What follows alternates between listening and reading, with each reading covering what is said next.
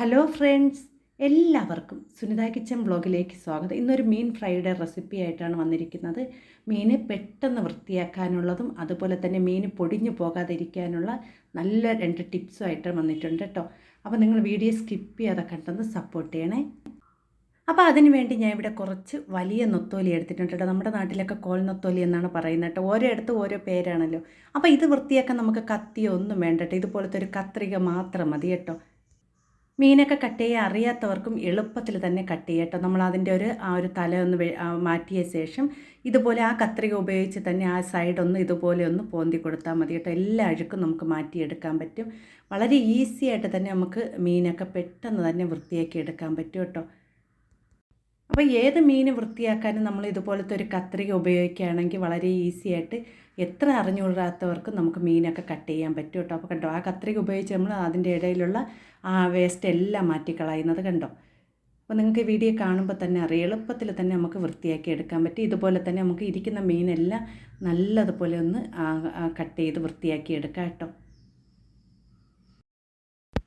അപ്പോൾ നല്ല ടേസ്റ്റി ആയിട്ടുള്ള ഒരു നൊത്തോലി ഫ്രൈ ആണ്. ഈ നൊത്തോലി നമ്മൾ ഫ്രൈ ചെയ്യുമ്പോൾ പൊടിഞ്ഞു പോകും, കറി വെക്കുമ്പോൾ ഒക്കെ പൊടിഞ്ഞു പോകും. അപ്പോൾ പെട്ടെന്ന് പൊടിയാതെ തന്നെ നമുക്ക് മീൻ ഫ്രൈ ചെയ്യുന്ന വീഡിയോ ഞാൻ ഇതിൽ ഉൾപ്പെടുത്തിയിട്ടുണ്ട് കേട്ടോ. അപ്പോൾ ഞാൻ ഇവിടെ മീനെല്ലാം നല്ലതുപോലെ കഴുകി വൃത്തിയാക്കി എടുത്തിട്ടുണ്ട് കണ്ടോ. നല്ല ഫ്രഷ് ആയിട്ടുള്ള മീനാണ് കേട്ടോ. ഇത് കഴിക്കാനും നല്ല ടേസ്റ്റാണ്. നല്ല പച്ച മീനൊക്കെ കറി വെച്ച് കഴിക്കാനും ഫ്രൈ ചെയ്ത് കഴിക്കാനൊക്കെ പ്രത്യേക ടേസ്റ്റാണ് കേട്ടോ.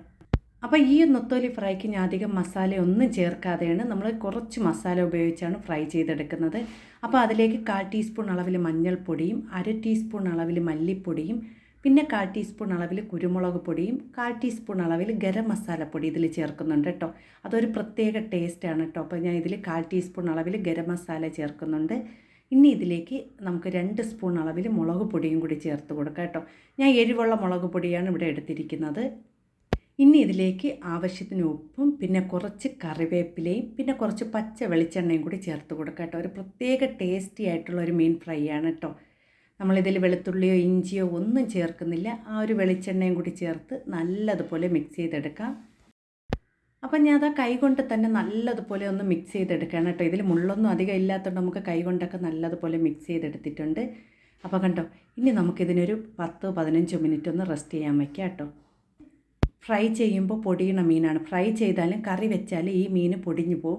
അപ്പം നമുക്ക് ഈ ഒരു വാഴയിലയിൽ ഫ്രൈ ചെയ്യുകയാണെങ്കിൽ നമുക്ക് ഒട്ടും തന്നെ പൊടിഞ്ഞു പോകാതെ തന്നെ നമുക്ക് ഈ മീൻ ഫ്രൈ ചെയ്തെടുക്കാൻ പറ്റും കേട്ടോ. അപ്പം ഞാൻ അതിലേക്ക് കുറച്ച് വെളിച്ചെണ്ണ ഒഴിച്ചിട്ടുണ്ട് കേട്ടോ. ചെറിയൊരു വാഴയിലയാണ് വെച്ചിരിക്കുന്നത്. ആ ഒരു മീൻ വയ്ക്കാൻ മാത്രം ഉള്ള വാഴയിലേ വെച്ചിട്ടുള്ളൂ കേട്ടോ. അപ്പം ഞാൻ ഇവിടെ നൊത്തോലി മീൻ എല്ലാം നിരത്തി ഒന്ന് അടുക്കി കൊടുക്കുകയാണ് കേട്ടോ. നമുക്ക് ആ ഒരു ഒറ്റ സ്റ്റെപ്പിൽ തന്നെ എല്ലാം ഫ്രൈ ചെയ്തെടുക്കണം. കാരണം നമ്മൾ വാഴയിലയിൽ ഫ്രൈ ചെയ്യുമ്പോൾ ഒട്ടും തന്നെ ഈ ഒരു മീൻ പൊടിയില്ല കേട്ടോ. നമ്മൾ അല്ലാതെ ഫ്രൈ ചെയ്യുകയാണെങ്കിൽ മീൻ എല്ലാം പൊടിയുകയും ചെയ്യും. നമുക്ക് ഒട്ടും തന്നെ നല്ല രീതിയിൽ ആ മീൻ ഫ്രൈ ചെയ്തെടുക്കാൻ പറ്റില്ല കേട്ടോ. അപ്പം ഞാൻ മീൻ ഇവിടെ ഒരു സൈഡ് നല്ലതുപോലെ വെന്ത് കിട്ടിയിട്ടുണ്ട്. ഇത് നമ്മൾ അധികം മൊരിച്ചൊന്നും എടുക്കണം മീനല്ല കേട്ടോ. നമുക്കൊരു പരുവാവുന്നത് വരെ ഒന്ന് വേവിച്ചെടുത്താൽ മതി കേട്ടോ. അപ്പോൾ ഒരു സൈഡ് ഒന്ന് വെന്തിട്ടുണ്ട്. ഇനി നമുക്കിതിനെ ഒന്ന് പതുക്കെ ഒരു സ്പൂൺ ഉപയോഗിച്ച് തിരിച്ചിടാം കേട്ടോ.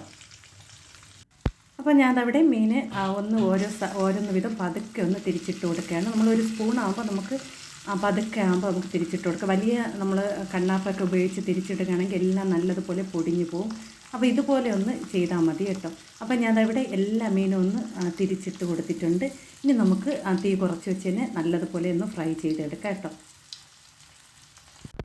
അങ്ങനെ നല്ല സ്വാദിഷ്ടമായ വളരെ പെട്ടെന്ന് ഫ്രൈ ചെയ്തെടുക്കാൻ പറ്റിയ ഒരു നൊത്തോലി മീൻ ഫ്രൈ ഇവിടെ തയ്യാറായിട്ടുണ്ട്. അപ്പോൾ ഇതെല്ലാവരും ഒരിക്കലെങ്കിലും ചെയ്ത് നോക്കണം കേട്ടോ. ഈ നൊത്തോലി മീൻ വാങ്ങിക്കുമ്പോൾ നമ്മൾ ഇതുപോലെ വാഴയിലയിൽ ഫ്രൈ ചെയ്തെടുക്കുകയാണെങ്കിൽ ഒട്ടും തന്നെ പൊടിഞ്ഞു പോകില്ല. വീഡിയോ ഇഷ്ടപ്പെട്ടൊന്ന് ലൈക്ക് ചെയ്ത് സപ്പോർട്ട് ചെയ്യണേ.